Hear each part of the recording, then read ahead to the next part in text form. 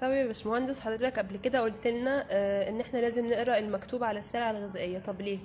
بصي، كل الدول كلها المواصفات القياسيه في جميع دول العالم بتنص على الاتي. اول حاجه كتابه المكونات الموجوده في السلع الغذائيه، المكونات وغير المكونات، تاريخ الانتاج والصلاحيه، عنوان المصنع، تليفون المصنع وبخلافه، في بيانات كتيره بتتكتب عليه.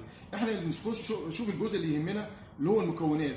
هنعرف احنا بناكل ولادنا ايه، يعني خصوصا الكلام ده موجه لستات البيوت. اعرفوا انتوا بتاكلوا ولادكم ايه. يعني المفترض ان المكونات فيها بالترتيب تنازلي، يعني اكبر حاجه مكتوبه في الاول، بعد كده الاقل كميه لغايه ما ينزل اقل كميه في الاخر.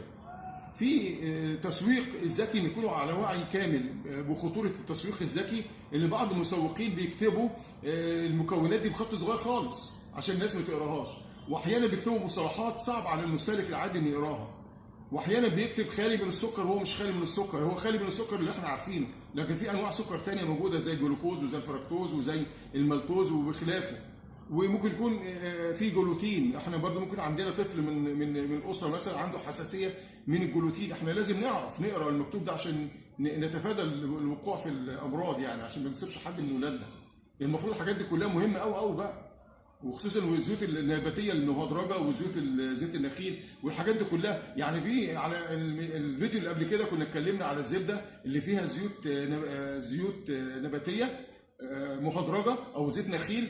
هو كاتب ايه؟ هو كاتب دسم الحليب 12%. هو مش غلطان، هو كاتب دسم حليب 12% وكاتب زيت نخيل وكاتب حمض الستريك الى بالخلاف وكده. هو المفترض ان يكتب زيت نخيل لان نسبه هو كاتب 12% دسم حليب، المفترض ان يكتب زيت النخيل الاول بعدين دسم الحليب عشان الناس كلها تقرا تعرف ان دوت زيت نباتي مش حيواني بس.